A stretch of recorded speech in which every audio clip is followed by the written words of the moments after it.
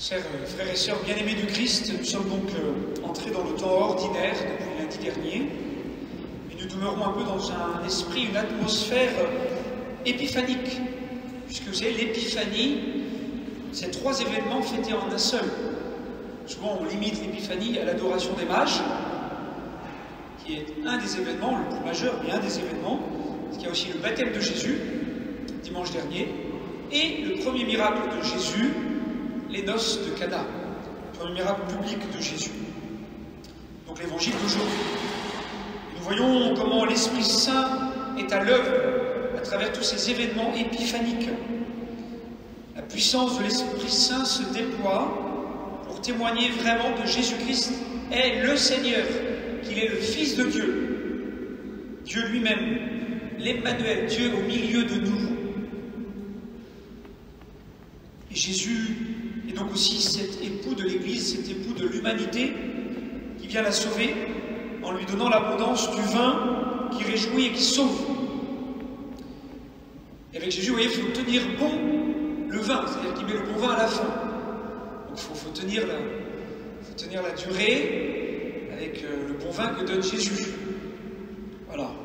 Et vous savez, il y a une phrase de Baudelaire qui dit ceci, le poète: l'homme ne peut vivre sans ivresse. Pour porter le poids de la vie, il lui faudra ou celle des narcotiques, des drogues, ou celle de l'Esprit Saint. C'est Baudelaire qui dit ça. Ou celle de l'Esprit Saint. À vous de choisir, les amis. Le résultat n'est pas tout à fait le même, ni les conséquences sur sa liberté, à plusieurs titres d'ailleurs, sur sa vraie joie, sur la paix du cœur. Alors oui, nous avons besoin de l'Esprit Saint pour porter le poids de la vie, qui peut parfois être lourd. Car c'est Jésus qui porte ce poids avec nous et pour nous. Alors voyons ensemble cette puissance de l'Esprit Saint comme une puissance d'unité, une puissance de vie et une puissance de joie. Une puissance d'unité, tout d'abord. Vous voyez, la première lecture, comme l'Évangile, parle de mariage, de noces, de cette unité fondatrice, source de vie. Unité dans la diversité, unité dans la complémentarité, pourrait-on dire.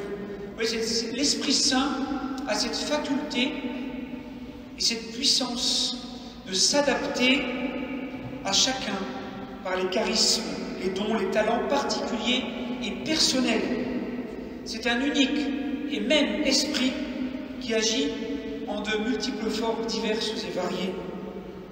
Il diversifie et dans le même temps, il unifie et rassemble. Vous voyez, l'Esprit Saint, l'Esprit de Dieu, c'est pas du clonage. C'est pas des individus qui, rassemblés, vont faire une seule masse. Ce sont des personnes différentes qui, ensemble, font un peuple appelé à répondre librement à l'amour de Dieu qui se donne. Mais devant le Seigneur, chacun est unique et particulier. C'est merveilleux. Moi, j'aime bien quand, dans les gares et les aéroports, regarder les gens, comment ils sont différents. Tous uniques dans le monde. 7 milliards de personnes uniques, avec un seul Père. C'est la même chose quand des parents ont plusieurs enfants, c'est les mêmes parents, et vous le savez mieux que moi, ils sont d'une différence incroyable. Très différents. Et pourtant les mêmes parents. Pas de similaire, ni d'identique. Tous différents. Et Dieu, avec tout ça, fait l'unité. Il faut donc laisser l'Esprit Saint faire l'unité de notre cœur, l'unité de notre vie. Car on a tendance tous à se disperser, à être divisés, à être cassés et brisés de l'intérieur. Et on a besoin que l'Esprit de Dieu vienne unifier notre vie. Qu'il laisse également, l'Esprit Saint, unifier notre famille, notre communauté, notre Église, notre monde. Non pas en nous faisant tous les mêmes adeptes du McDo, même smartphone, en regardant les mêmes émissions, en s'habillant tous pareils, que ce serait triste. Non, mais avec nos particularités et bien nous unifier dans le même amour puissant de Jésus, une même et unique foi qui peut s'exprimer de manière bien différente. C'est la force de la foi catholique.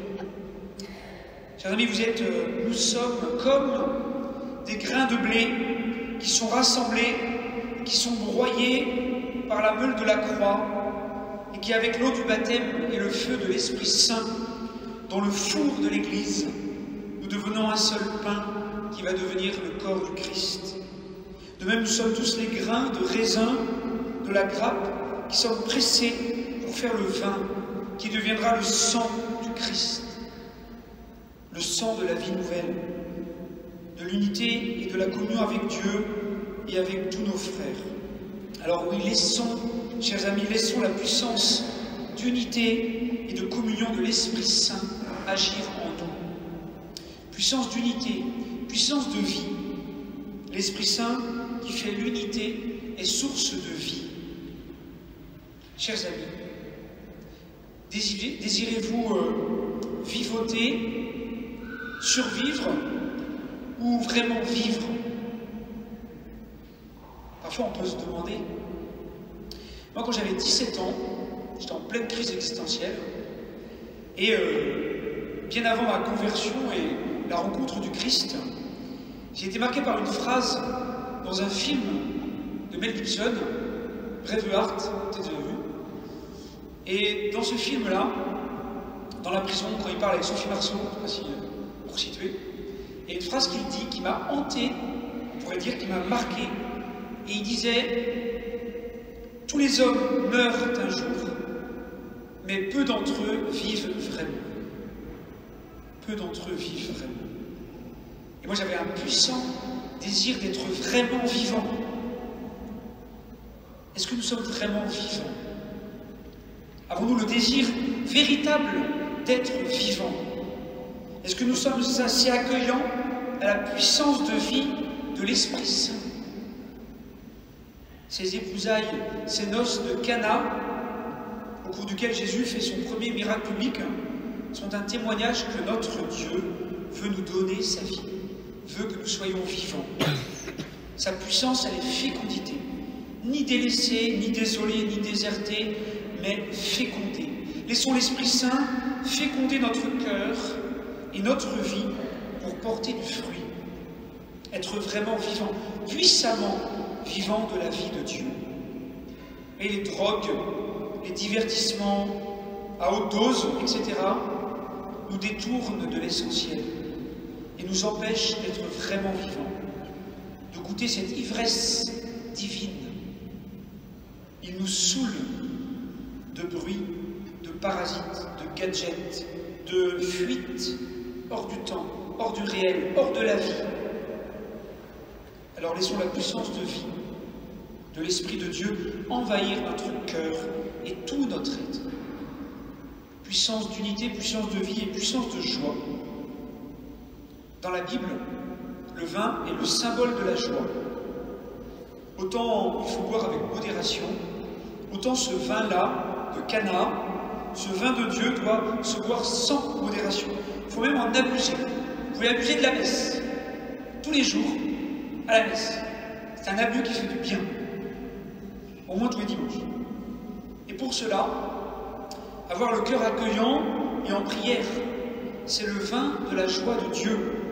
Il y a 6 jarres de pierre qui sont normalement dans le temple et qui sont d'une taille complètement démesurée pour un mariage et qui signifient en fait la surabondance de la joie qui vient de Dieu.